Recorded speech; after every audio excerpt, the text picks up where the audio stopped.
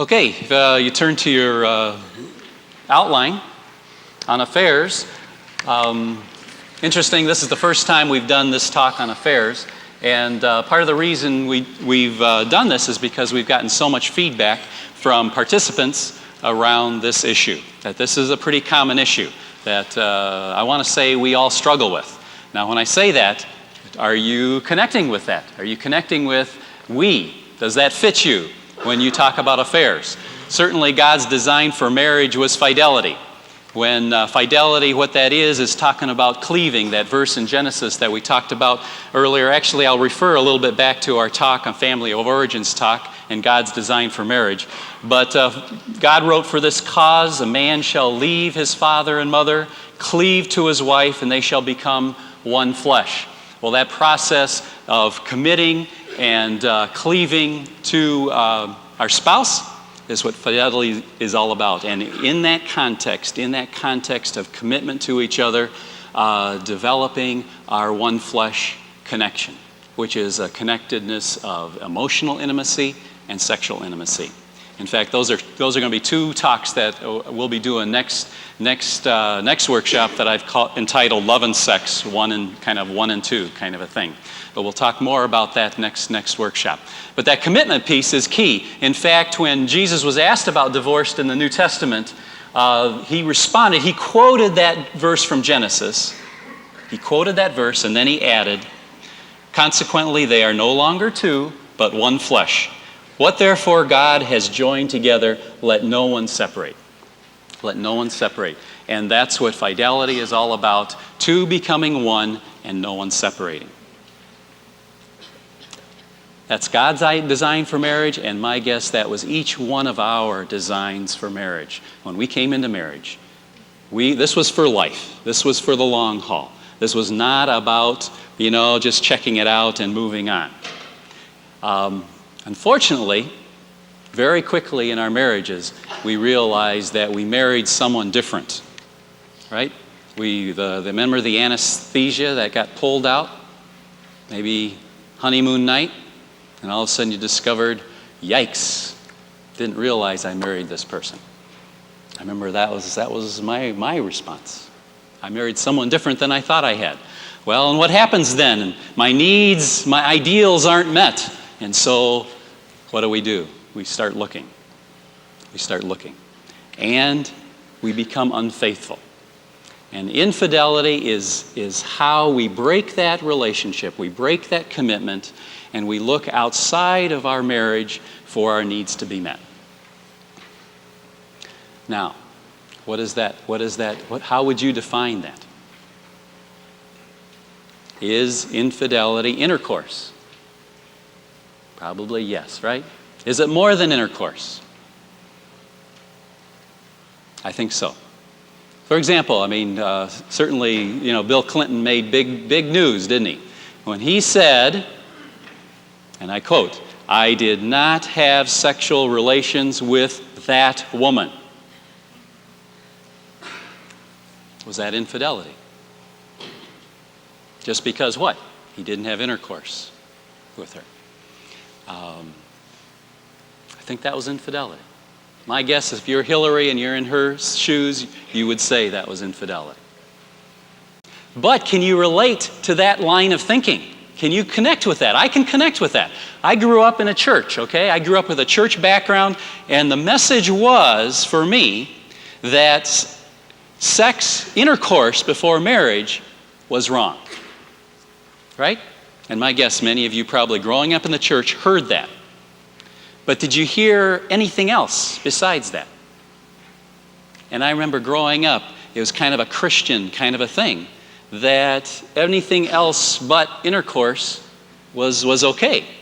No one said anything different. We didn't talk about sex in church when I was growing up. So what do? We come up with our own ways of thinking, right? Our own definitions. And they get pretty skewed.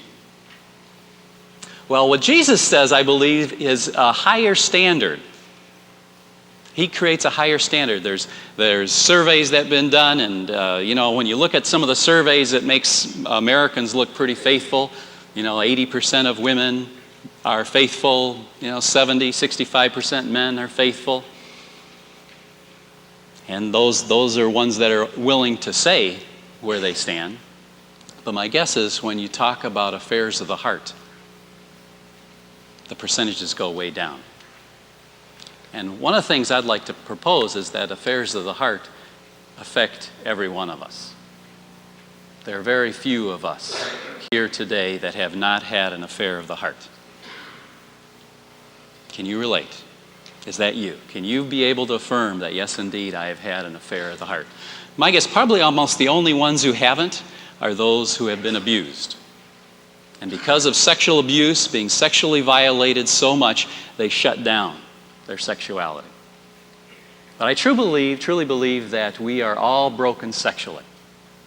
Every one of us. All you have to do is think back to junior high and high school and be aware of sex and what sex was like for you and realize that, yeah, that's scary stuff. Don't want to go back to those days. My guess you can connect with what Jesus said when he said, I say to you that everyone who looks at a woman to lust for her has committed adultery with her already in his heart. That is each one of us. Each one of us.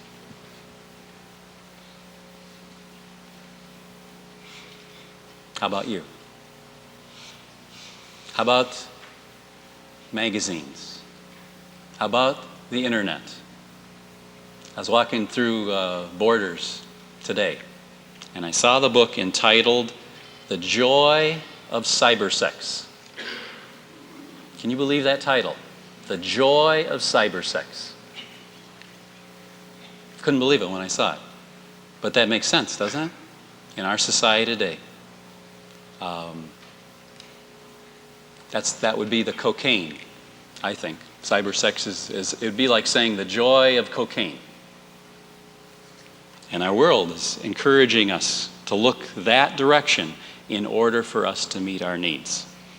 So my guess is that each one of us, my hope is that each one of us can really relate to crossing the line in our hearts, with our eyes, with our actions.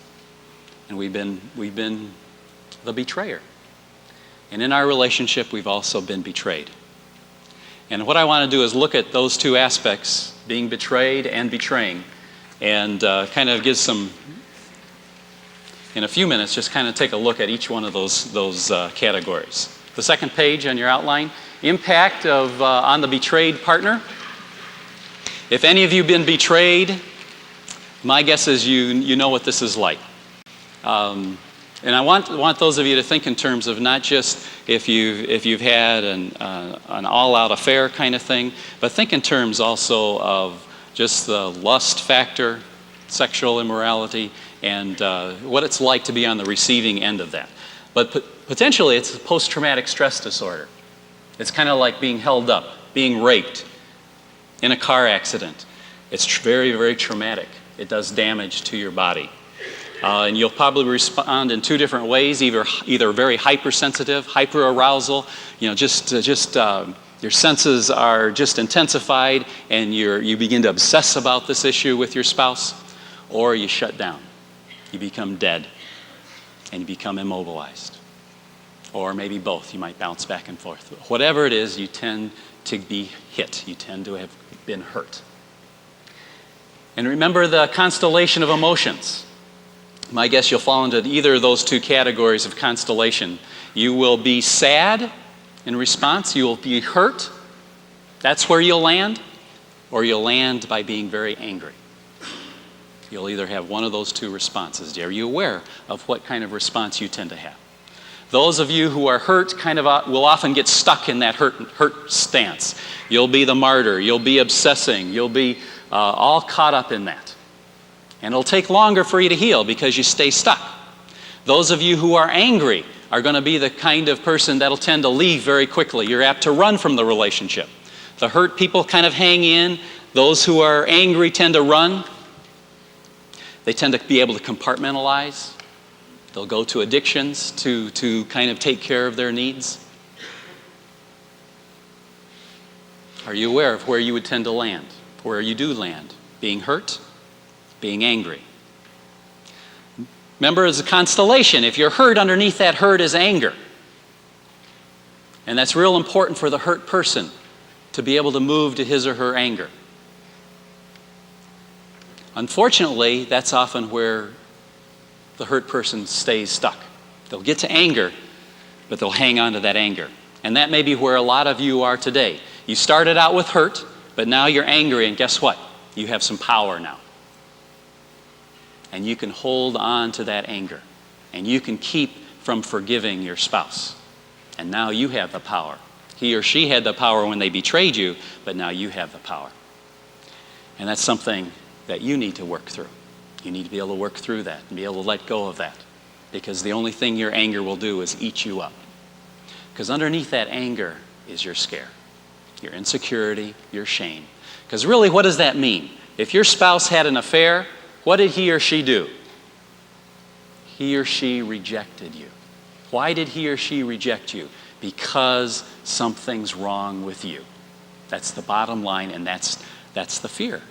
That's what's really going on, and that's a scary place to be, that somehow you are not worth having a relationship with. And that's an awful place to be. So instead of feeling the scare and feeling the neediness that's underneath that, what ends up happening, you stay with your anger, and you stay strong, and you stay powerful. But also you develop a hard heart, and you get bitter. Now, if you started with the anger, what you need to do is be able to get to the hurt and the sadness and feel that. But underneath that will also be the scare, the insecurity. Bottom line, that I'm not okay. And that's why I got rejected. That's why someone had an affair. Underneath are the insecurities, the loss of identity, loss of being special, loss of self-respect. All these needs that we have, not sexual enough. All sorts of needs that surface that we need to work through for those of us who have been betrayed. We tend to lose a sense of control, sense of justice, sense of order. Our picture of God goes out the window. Our sense of purpose goes out the window. It's a very isolating, lonely place. So the challenge of those of you who have been betrayed is to process through that, to work through it, to feel the pain, but also to keep moving all the way through. And to be able to own the scaredness, the insecurity that goes along with that. Okay? Do you see where you might be? Do you see how some of you may be feeling a little stuck? Stuck in your anger, stuck in your scare, stuck in your hurt. That's the challenge for those of you who have been betrayed, to work through that process. Okay, now if you're on the other hand, you're the betrayer. The next page.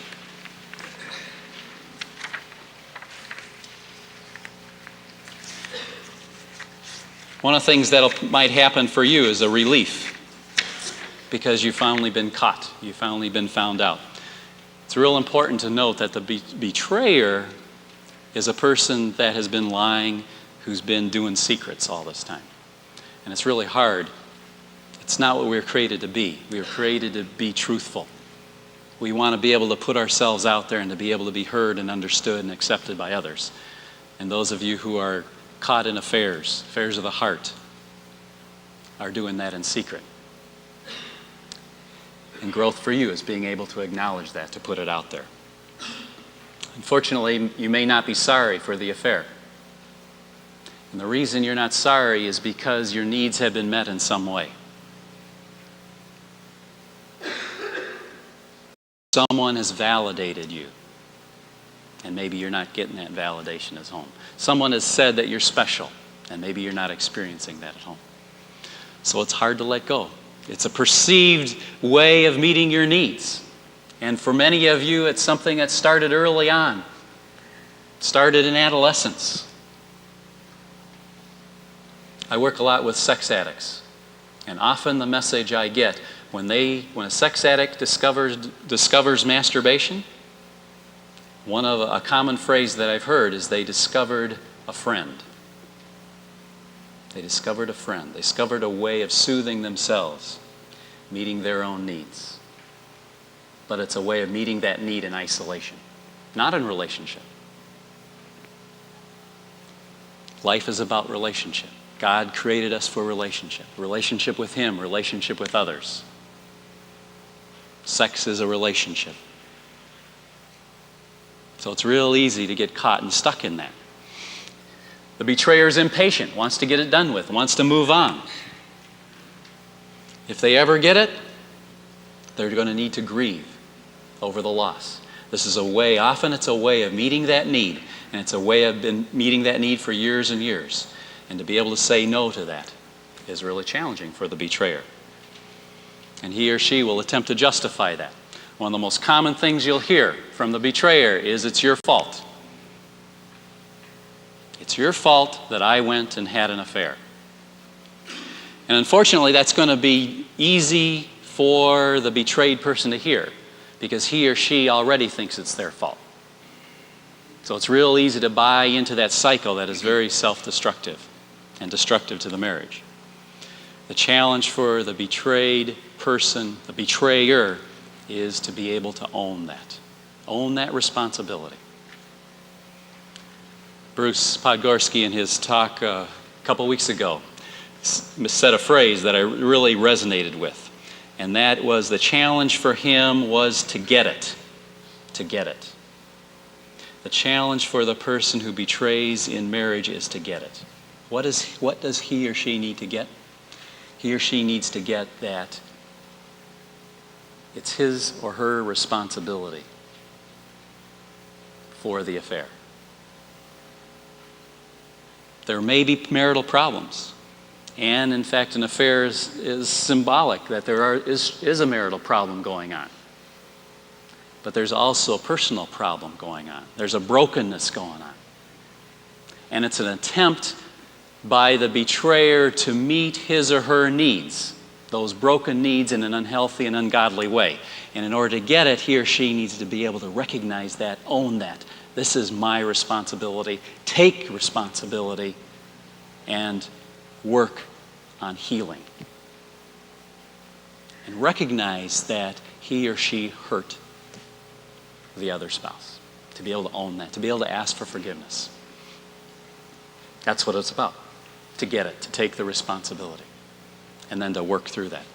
And you have a bunch of choices. Choices surface. What are you going to do? Are you going to work through it? Are you going to leave? Things you don't want to do, or stay there and just let it continue. Also, to stay in relationship and not work on it. If you don't deal with it, it'll always be in the way. Intimacy will never be restored. But often the challenge is to work through it. And you're going to need to work through a lot of things. You're going to need to work through the idealism of romantic love, of blind love. The betrayed person often has hung in there and hung in there and hung in there, and not drawn those boundaries that Darlene talked about a few weeks ago. Just kind of took it. Oh, that person is going to need to change, need to do something different. The betrayer often idealizes the lover, the partner out there. That person's perfect. But guess what? You idealized each other when you first met. Remember that idealism? Remember that marital bliss? Remember how that went? Well, guess what? That's going to go too with an affair. That bliss will go. It'll get lost. The reality will hit. This doesn't work. And if you don't work through this, you'll just repeat it. You'll just do it over and over again. So the challenge for you as couples in relationship, or if you're here by yourself, is to be able to, bottom line again, work on yourself, to be able to get it, to be able to work through what is yours, your part, what you need to own. Now, one of the things you're going to have to do, and I'm going to kind of go real quickly through this because I want to leave time for our story, is acknowledge the facts, what happened. I'm in the middle of the next page. The betrayed person is going to want to know details. And this is going to be a hard, difficult process to go through, because the betrayed person is going to ask lots and lots of questions, need lots and lots of answers. And he or she will wonder if she'll ever get all the answers, or he'll ever get all the answers. And the betrayer will wonder if this will ever stop. And this is where counseling is often helpful, because counseling can be that place where that can be safe, that you can get all those questions answered. And because you will be able to move on. But it's a key part of the process. And the person who's done the betraying will often not want to go through that process. Let's get over it. Let's move on. And it's hard to hear the hurt and hear the pain, but that's a part of what the betrayer will need to be able to do, to stop and listen and understand and get it. Okay? Have to close the door on a relationship? It's not going to work. Closing the door on the third party opens the door for marriage to work. And then again, I've already stated this, but the betrayer does need to be able to get it, to be able to take responsibility, willing to not blame, take ownership, but also, and this is a key piece, to be able to get a sense of why he or she did the affair. Affairs are attempts to meet some needs. Those are real needs. And I listed them on the next page. And what I'd like you to do is just take a look at that and see if you can identify your need or needs. Need to be safe, secure. If you've been abandoned, it's sometimes easy to abandon first. How about the need for solid emotional connections with others? This is the need that I can really resonate with. And if I wasn't getting solid emotional connections at home, it'd be real easy for me to look for solid emotional connections outside. How about being valued and special? Another one I can relate to. The need to be valued, need to be special. That's something I didn't get enough of growing up. So to get that is a real draw for me. And that's where I'm vulnerable. And that's what's so important for you to take a look at. Where are you vulnerable? These needs, at the point of needs, these are the places where you're vulnerable. And you'd be able to get that. And you'd be able to realize that trying to meet those needs in sexual relationship with others in your fantasy life is not going to work. It's not going to work. And if you're just having affairs of the heart right now, if you have one of these needs and you're just going to the internet, you're just going to the magazine rack, recognize that this will keep you in a needy place. Keep you in a needy place, and you'll keep looking for more and more and more. And you need to work through that. You need to get it. You need to do something different. The job of the person who's been betrayed. Huge process for you is to work through the pain, like I said before, and also to forgive. We're going to talk more about forgiveness next week. But that's huge, to be able to let go and to forgive. Sometimes it's easy for some of you to forgive too easily, and that's not really forgiveness. What's easy is to not forgive at all and to hold on to bitterness. Both of those things will keep you stuck and harden your heart. And the person that you will end up destroying is yourself. Can you hear that? The person you'll end up destroying if you do not forgive is yourself. You will imprison yourself, your heart will be hard, and you will stay in that bondage. And the challenge for you, and many of you may be in that place right now. You've gone through this affair. You're on the other side, but you've got power now. Can you let go of that? Can you heal yourself by letting go? And it's a huge risk, because to trust again is a scary thing. You need to be able to do something different. It's not okay for you to just let it happen. But the challenge for you is drawing those boundaries, doing something different, but you also need to forgive and let that go. That may be hard. My guess, it's hard for both. It's hard for you to forgive, and you can't do that by yourself. It's hard for you to change, to not take hits outside of your relationship, to not look outside, because that's what you've done so much of your life. The challenge, I believe, is to do it in relationship. You need to be doing it in relationship with each other. You need accountability. You need support. You need relationship with God. We can't do this by ourselves. Right now, I'd like to invite Jim up, and he's going to share a story. Good evening. Jan's asked me to come up and give you the Reader's Digest version of a real difficult time in my life and my wife's life. And I'm going to cover a lot of ground. and not talk about a lot of things that went on because time won't permit it. I want to start out by just saying that I'm really nervous standing up here in front of all of you, because one of the old myths that was inside my head was that if I ever told anybody the truth about myself, that I wouldn't measure up, I wouldn't meet their expectations, that they'd be disgusted and run the other way, and that I would be alone again. And that old belief system rears its head every time I get up to share this particular story. As you're probably already gathering, I'm over 50. I'm the youngest of 11 children. I was born and raised on a farm out in Iowa. And for those of you Illinoisans that are in here, Iowa does not stand for I owe the world an apology.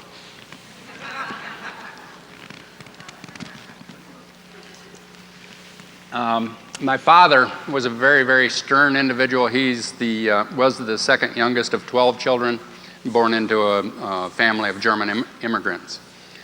And he didn't show his tender emotions very much, but he did indeed show the angry emotions quite frequently. And I won't focus a lot on my father, but I do want to let you know that he passed on a legacy to me that I chose to accept. My father was an alcoholic.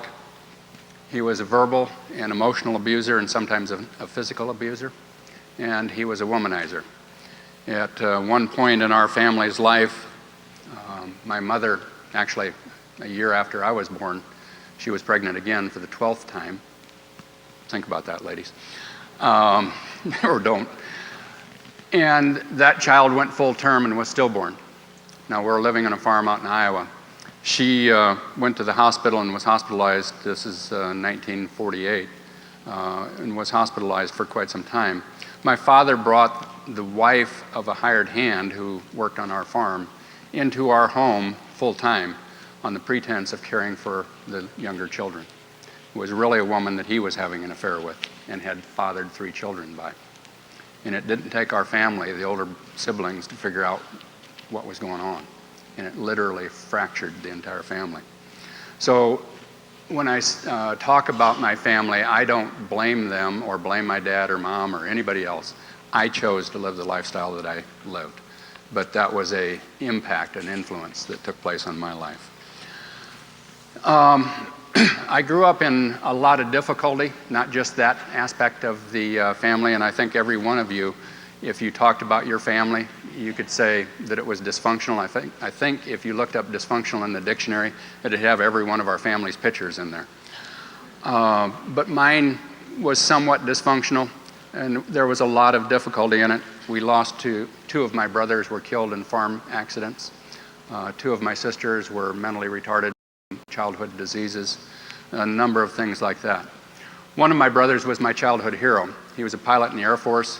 And I was going to a parochial school, and no one in my class, of all my classmates, had anybody in their family who did anything as exciting as my brother, being a pilot in the Air Force.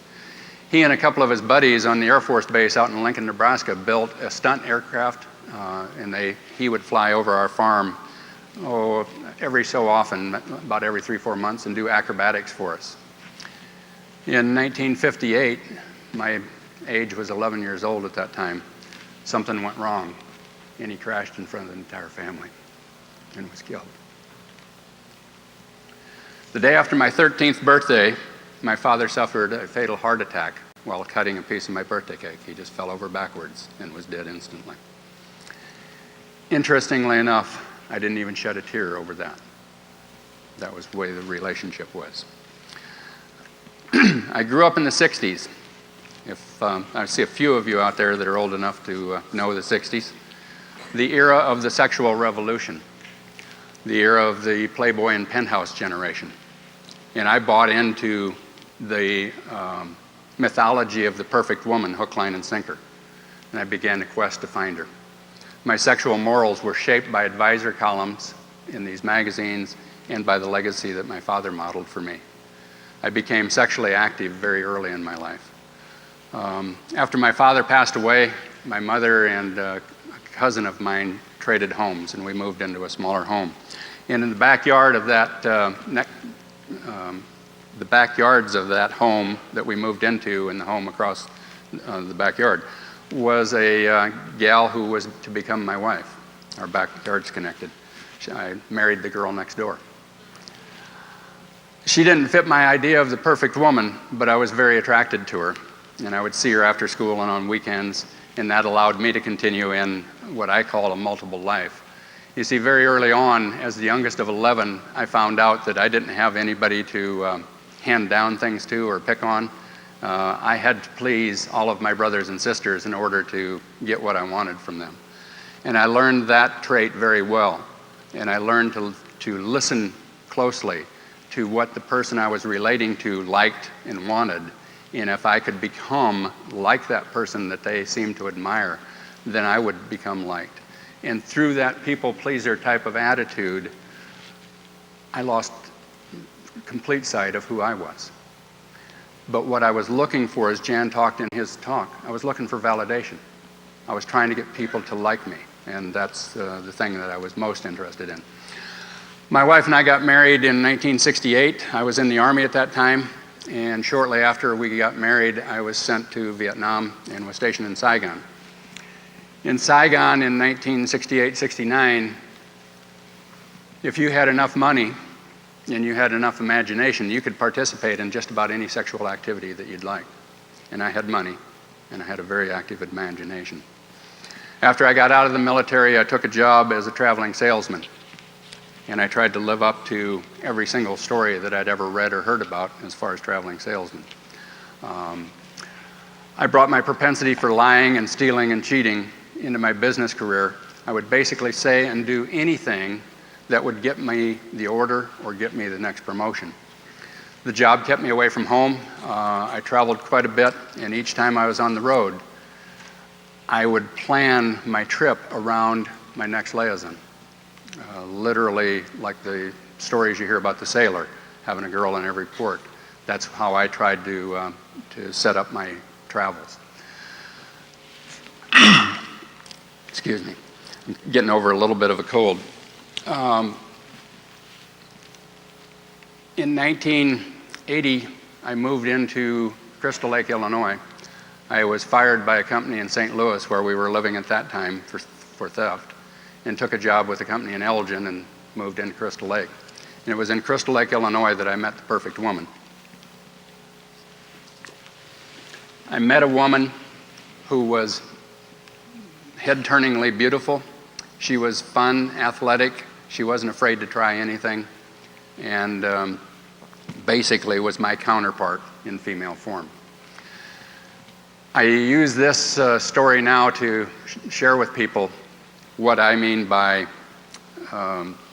being insane. I met this woman who had never been faithful to anybody in her life. I had never been faithful to anybody in my life.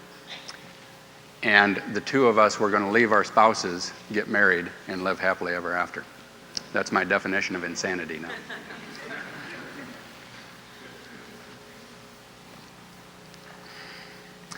Basically, I decided that I didn't love my wife. I decided that this other woman was the cure for all my problems. So I walked into my home in the fall of 1984, told my wife that I didn't love her, never had, and I wanted a divorce. And moved out on her and the children, told the children that their mom and dad weren't going to live together anymore. And I moved in with my perfect lover. Except I found out rather rapidly that she wasn't so perfect. She believed in going to church every weekend. It didn't matter how we lived the rest of our lives the rest of the week, but we had to be in church that weekend. For that 1 hour every Sunday, we had to be in church. I didn't even believe in God at that point. I had decided early on that God didn't exist, because if he did exist, why was I getting hurt so much? Why was my family getting hurt so much? I didn't think there was a God because I couldn't imagine a God who would hurt us like we had been hurt. So, being the non-confrontational conflict avoider that I was at that time, I just said, okay, let's go to church. It was part of her package, so I said, okay, well, let's do it. So we went to church every Sunday, and I didn't hear much about God in the churches. And on the just before Thanksgiving of 1984, the pastor of that church basically gave a message that he said, all Christians are saved, but the Christians of their particular denomination had a leg up on the rest of Christendom. And then he gave a whole message on why that was true. When we walked out of church that morning, I turned to my girlfriend and I said, "That was so much baloney." It wasn't the words I used. I said, "That was so much baloney. All he was doing was selling religion." She got real angry with me for attacking her church and said, "Okay, fine. Next Sunday, you pick the church that we go to." And now I'm standing on the steps of this church going, "Oh, brother, now I got to come up with a name of a church, and I don't even want to be there." Well, 4 years earlier, 1980, I had moved to Crystal Lake and took a job in a company in Elgin, Illinois. In that company was a woman who attended this church, Willow Creek.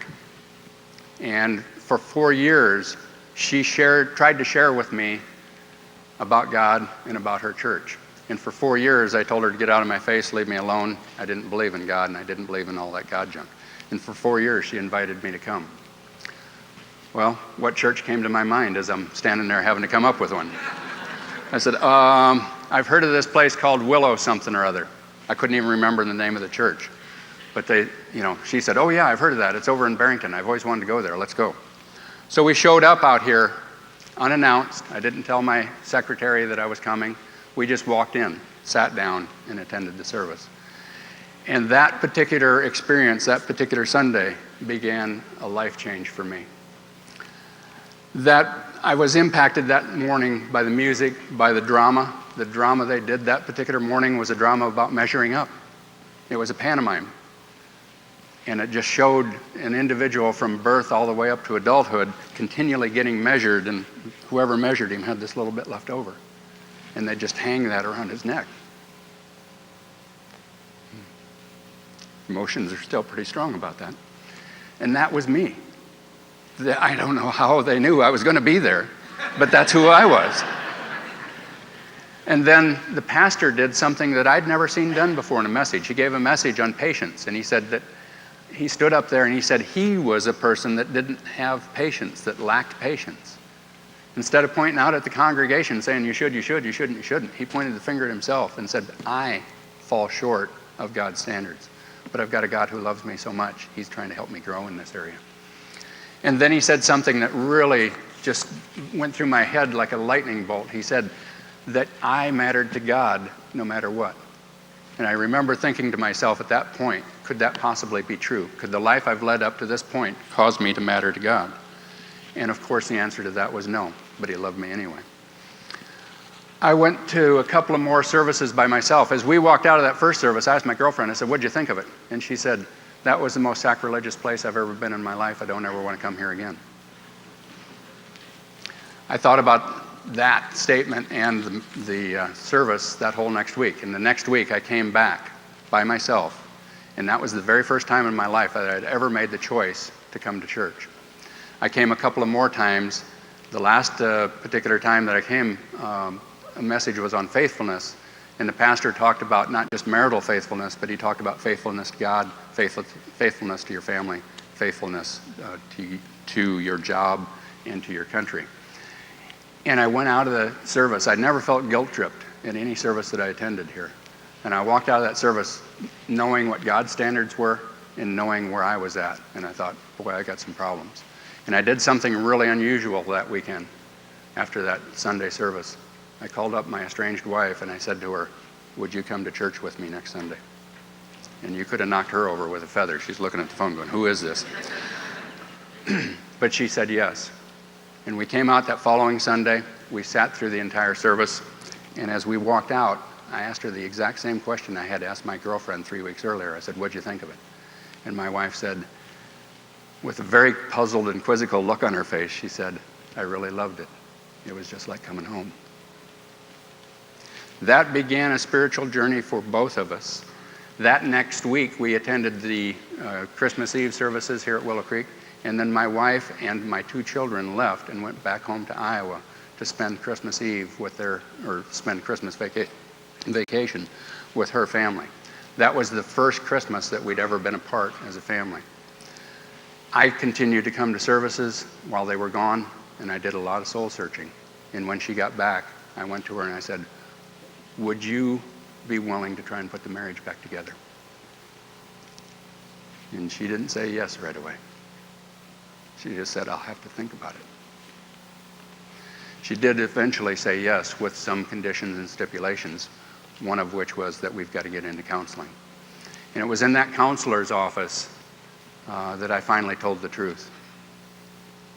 I finally told my wife exactly who she was married to. I told her the truth about all the affairs. I told her that her husband of 17 years was a liar, a thief, and an adulterer, and that our entire life together had been based on a lie.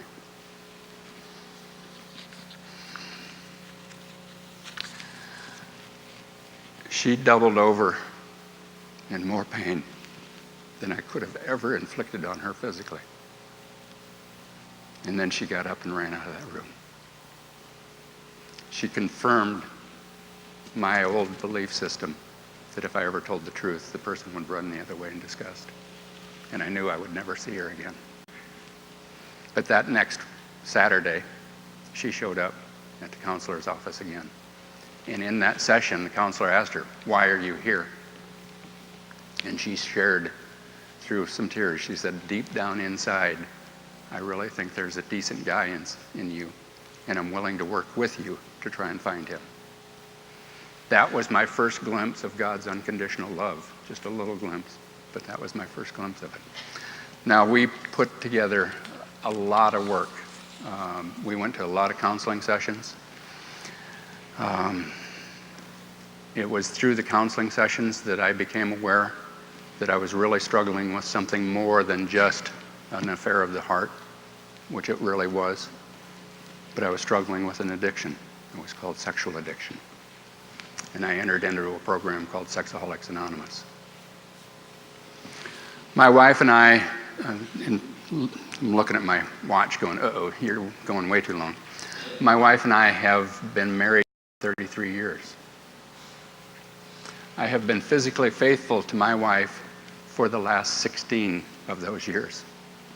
And like Jan said, the emotional faithfulness, the affair of the heart, I have been emotionally faithful to my wife for the last 12 years. We went through a lot of struggles. There were a lot of issues to work on and continue to be. You know, I'm not perfect. I continue to make mistakes. But I want to tell you folks, as I'm standing up before you right now, that my wife and I are as happy as we could. I can't imagine being any happier. My wife is my best friend. I can't imagine doing life without her. I found the perfect woman. I was already married to her. And Terry is far from perfect, but she's perfect for me.